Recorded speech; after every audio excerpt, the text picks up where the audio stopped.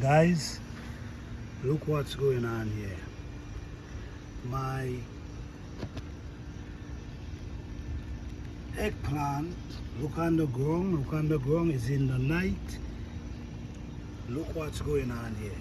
These two caterpillar is destroying the plant. You see when they're doing it in the night, look how they strip off all the leaf. You see, I have a next one here. I have to be careful because they're eating the flowers, they're eating everything. So this is one there and this is one there. This is what they do. They come in the night. So even in the night, you got to watch your plants because you could lose your fruits, you could use your plants overnight. Look what they did. They stripped the plant.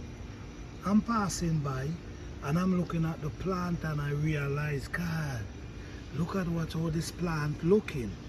Then I decide to take a look deeper and this is what I see. These two caterpillars stripping the plant. Be mindful, guys. You have to garden in the night as well. Peace.